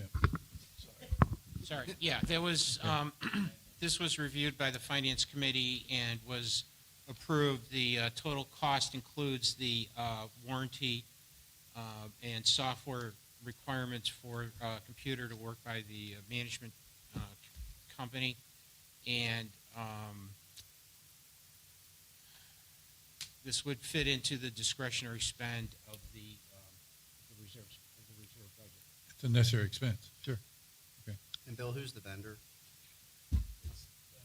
It's our contracted IT vendor. It's 20. We do all of our support. We're under contract. Okay. I just wanted that articulated. Thank you. That, So I move to approve this requisition. Second. any discussion? All in favor say aye. Aye. Aye. Opposed, no. Motion carried. Thank you. Anything else? No. We have three board, Todd, risk management and strategic planning. Yeah. Thanks, John. Before I start with risk management, there is a bullet item under new business, vendor insurance requirements. I'm not going to get into vendor insurance requirements as far as that discussion. I did send everybody an email with kind of a summary. Hopefully you found that somewhat beneficial. Yeah. Insurance is a tough thing, but hopefully you found that beneficial. Couple of things on the second page. The good news is, thanks to Ian's help, we've identified a vendor called Certificial, and Certificial will take all of the guesswork out of this insurance issue that we're facing. Bill Dunker and I participated in a demonstration of this particular tool this past week. I told Chuck about it this week, and we have another demonstration on March the 12th, which Craig and Chuck are going to participate in. And if it does what it says it can do, it will be an amazing tool for us that we can plug in all of our vendors, put in all of our templates and parameters on insurance, and it will analyze, solicit, tickle. It will do everything necessary in order to make sure that it meets the insurance requirements, and it will be a real-time online portal that it goes down, and it will give you a green light that you're good to go, and it will give you a red light if it doesn't meet the requirements. So it's actually a phenomenal tool. So that's the good news there. In addition to, I just wanted to make a comment before Bill stepped to the podium, was when the Risk Management Committee met a couple of weeks ago, the committee recommended that once we got word that the premiums for 2024 were going to be significantly lower than the budgeted number for 2024, the committee is making a recommendation that that difference between the budgeted number and actual, which based on my quick math is about $42,000, that $42,000 is set aside, and that $42,000 needs to be confirmed obviously by the finance committee as well as the treasurer. But if that number is $42,000, that dollar amount needs to be set aside separately in a reserve account for future deductibles, because we need to be saving for that particular deductible cost just in case in the future. Doesn't that go in contingency? No, that would be a separate line item that we're proposing that would be in deductibles insurance for deductibles. deductibles Yeah. specifically. Because if you are aware, Hurricane Ian, our deductible was approximately $165,000. What does that translate to you as a property owner? That means more out of your pocket during the assessment process. Okay. That's Hayden with an E. So the point there is that we need to be saving proactively to cover our deductible, and I think this would be a fine first step in order to save for that day when the next, not if, but when the next hurricane comes. So that's the recommendation of the Risk Management Committee. With that being said, Mr. Dunker, do you have any comments from Risk Management?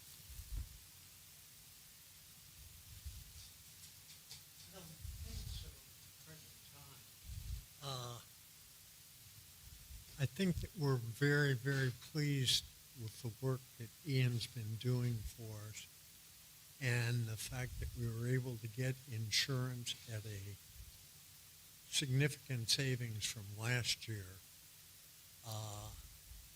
I know that there's been some hard feelings about the fact that it's been tough for some of our vendors to be able to come up with and meet our insurance requirements. But folks, let me tell you, simple fact is, if we don't get to be named as additional insured, if we don't get the waivers of subrogation, then every one of us is going to have to contribute. We've been very fortunate thus far that we haven't had any significant accidents. But the simple fact is, again, that it only takes one accident out there, one kid riding a bike who's been hit by a car or something like that. And not only do we suffer because of the loss or injury to that kid, but it could cost us a lot of money out of each one of our pockets. Thank you. That'll just The be other quick thing about the certificial tool Yeah. that I spoke about that we've started the process of looking at. The other thing that it does too, because if you're and as Ian alluded to in his presentation, is if we don't do our job on the front end, it could impact whether our liability policy performs. And we are subject to audit in regards to our insurance company. What Certificial will do is it will make sure that we're covered from an audit standpoint if we're audited by our general liability company. So from that particular, that's Hayden with an E. So that it's a wonderful tool that will make Chuck's hair grow again. It will save us a tremendous amount of exposure, time, effort, audit, and I'm hoping this all works out. So I'm super positive about this particular tool that we're looking at. So Yeah. we'll leave it at that. One thing I don't know if it was emphasized enough earlier is that some of our policies require us to obtain the waiver of subrogation and the additional named insured. If we don't get those, our policy may not come into effect. It won't pay. So we're going to have to, each one of us is going to have to make up for any damages we have to pay. Yep. Okay. Hey, Bill. So, Todd, I got a couple comments, because this is the first I've heard of this recommendation about diverting the money. Number one of the things that I heard from Ian is that we may have to do some additional insurance for single-day events like Halloween and the garage sales when we open up the doors to the external community. So there may be some additional charges we need to look at into the insurance that would take up some of this surplus. The other thing that I'm concerned about that's going to require some research is that sounds to me like a special assessment. You're diverting operating funds into a sequestered account for a specific purpose, which is essentially a reserve account. And I don't know if that's something that we can do without going through the mechanisms of a special assessment vote. You know, putting it into the general reserves may be the approach we've got to take, but I think we're going to have to do some research on that, because the main issue is you're diverting operating funds into reserves post-budget. Right. No problem with researching it. However, I did cover that base with Chuck.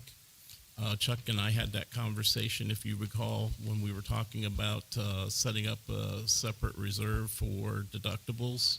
And again, that's fine, Bill. Yeah. But I think it's wise planning. Yeah. And if there's a surplus there, then we need to be planning accordingly, and that it's proper business sense. That's all. Yeah. I mean, and right now, our reserve accounts cover deductible, you know, like we did with Hurricane Ian. So we've got to, if we want to start increasing the reserves, that's another approach to take to get that.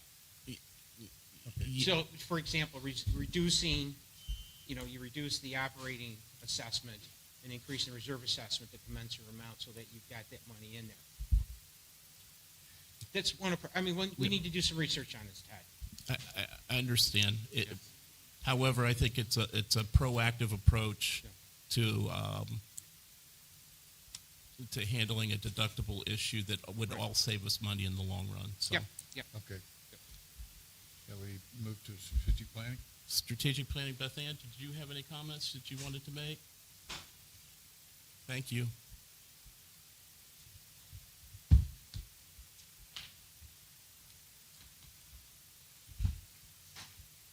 So unfortunately, we have not met in the month of February due to our chair having lots of work conflicts. So we haven't been able to.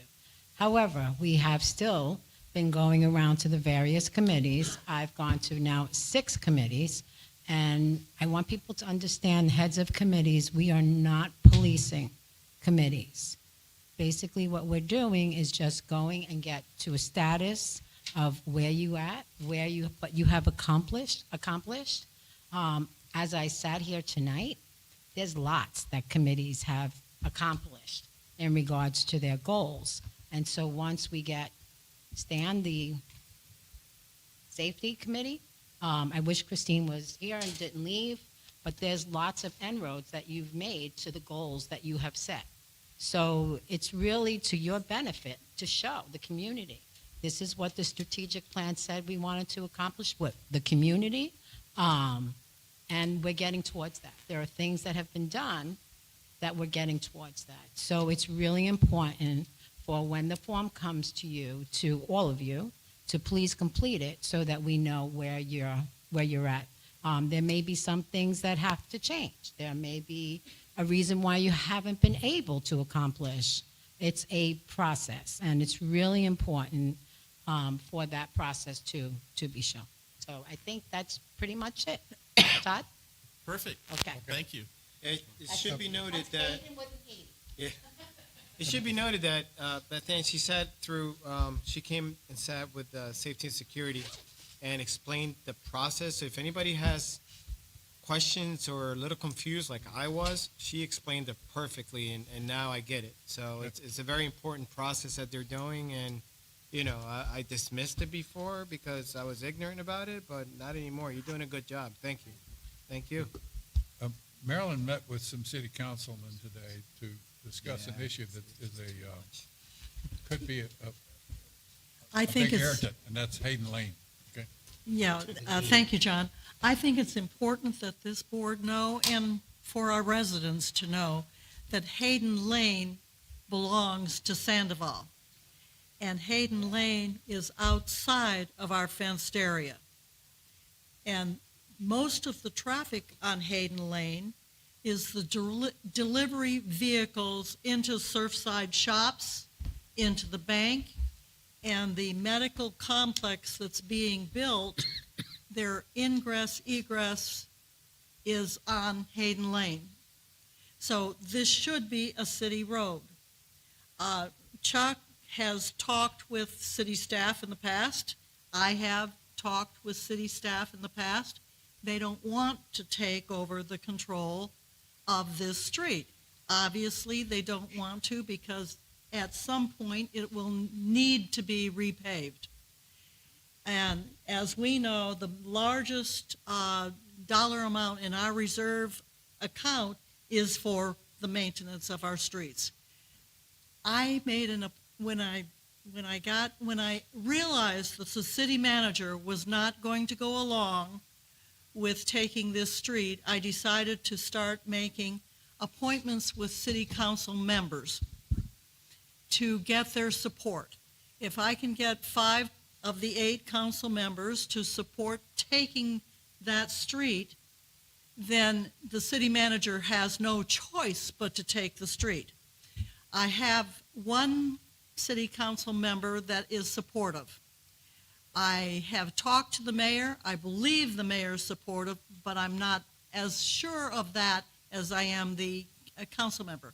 And this morning, I talked with my second city council member, Tom Hayden, and he brought in the transportation department head. And in talking to her, I told her that, you know, if this street is owned by Sandoval, can we not put grass there and close down the street? And she said, well, I don't know. She says, I'll have to check into that. And then I said, the medical complex that's being built has been approved by the city planning department. And it has their ingress, egress onto Hayden Lane. So how can you approve that without asking the owner of the land? And she said, well, that's a wrinkle that I didn't know about. So she's got several things that she's going to check into and either get back with me or get back with Tom, and then he will tell me. However, if their decision is to continue to not take the street back, and she said there are 2, actually, let me back up. We met for just over an hour. And she said there are 2 requirements for the city to take this street and accept it. And she said one is if it's in the city's best interest. And she said, from what I have heard about you wanting to put grass over the street, that would not be in the city's best interest, so therefore, yes, we would take it.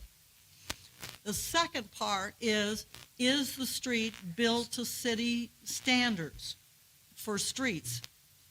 And that I couldn't answer. That street was built in 2004 when Bonita Bay first had this platted area, which included the old sales building, plus it's just one big platted area.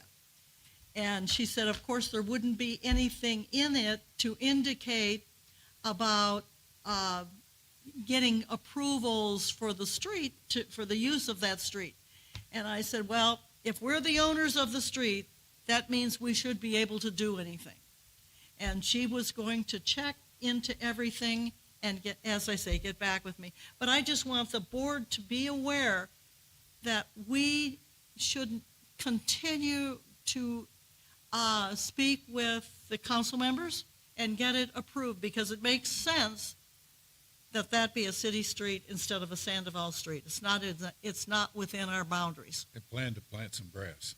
And, yes, always talk about planting grass there instead of it being a street, and I'm sure that it will be, Marilyn? I would think they would take the street over. Yes. After the election and the new board is formed and established, would it be in the community's interest to speed that dialogue along with the city for us not necessarily to plant grass to block the entrance to those streets to make a point?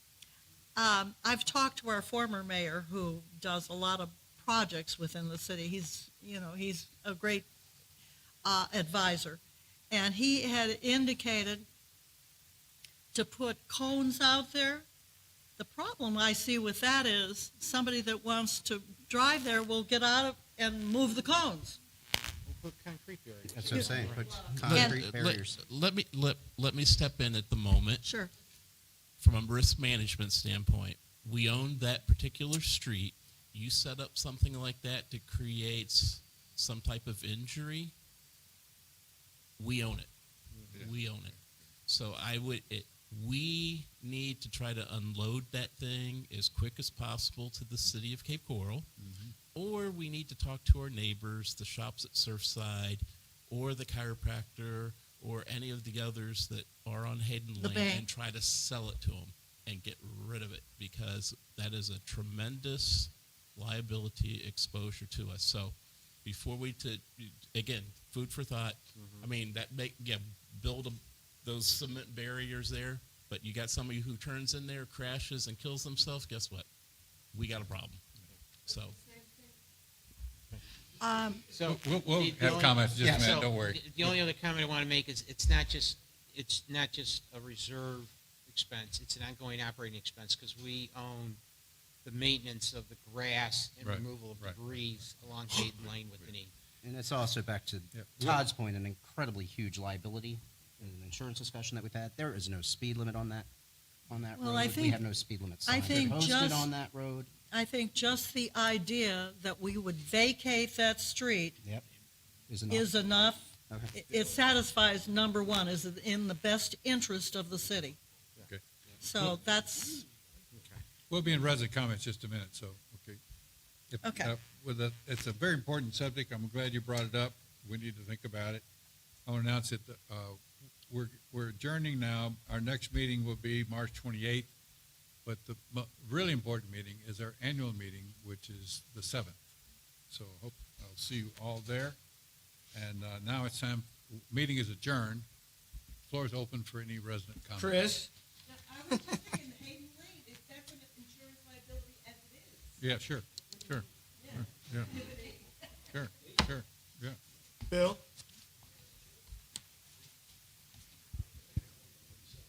You're good. I'd like to be referred to as Chuck. Oh, I thought you were coming to the.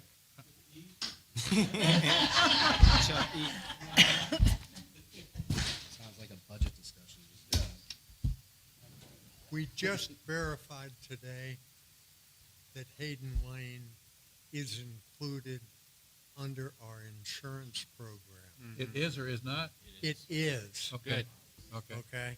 Now, that's the good part.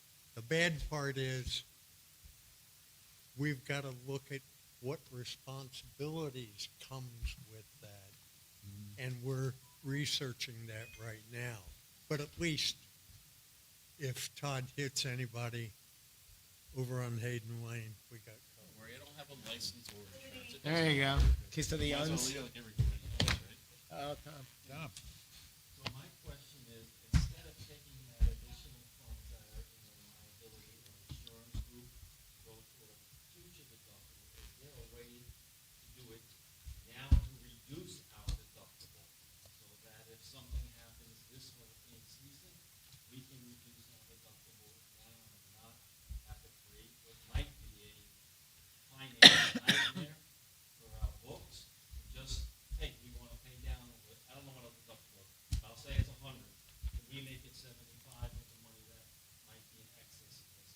simple answer is no, because you do not have a loss at this point. Not until you have a loss. We do not have a loss in 2024 yet. So our policy says we have an X amount deductible, I assume. It's usually a percentage of the policy face. So in theory, what you're saying is if we do have a hurricane in 2024, could bill, could, no, sir, you do not until you have a loss. You do not have a loss in Not 2024. like car insurance. where So, you- so, where you have- Tom, are you asking, I have a homeowner's policy, and if there's a hurricane, I have a $500 deductible. That's similar to what we have. Yes, but it's a percentage. Is there a way to lower that deductible No. by paying more money? by increasing, is there, what To Tom, lower the what you're premium? asking is can we pay more premium to lower the deductible? It's a reasonable question. There should be an option to pay more premium. So I'm trying to spend your dollars today. I don't. If you say 40,000, but our deductible becomes 200,000 when you have an event, I'd rather spend. I don't know if that's the highest efficient use of the dollars, to be honest with you, Tom. Based on what we've gotten as far as a 5% increase in our total overall, I don't know if that's the highest, most efficient use of our dollar. I'd have to think about it more. Yeah, but I mean, so Tom, from a finance perspective, you've got to balance what we need to get from a prudent insurance perspective versus what we're going to self-insure with our own reserves. And that's the balance we got to come up with. Right. And we would lose the 4% interest. Right, exactly. That's the other thing, is that it's lost money. You got more, Tom? I was told stand here so I could be on the camera. Okay, all right, okay, shoot. For no reason? So, You got something else, Tom? And I want to ask a different question. Did the notice go out to sign up for committees? No, not yet. Okay, so I hear us all, some people asking for committee members. I hear somebody saying they already put a renewal in and is approved by one board member, but shouldn't that go out? And my own opinion, of course, it should go out earlier than later, and we're 2 weeks away from an election. I just, with 1 week away, whatever it is. We're right close to election, and we know right after that, the board then seats new committees, but Well, in- I didn't miss it, so it's not out yet. In the past, we've hoped, well, committees have been the continuity. You know, a lot of our committees have been But standing I a long remember time. having the finance committee not getting its members approved until an April meeting, which meant we didn't really have a finance committee that particular year in March/April, because we met prior to the board meeting. So I'm just trying to get the people available to get onto the committees now, but if we don't ask them,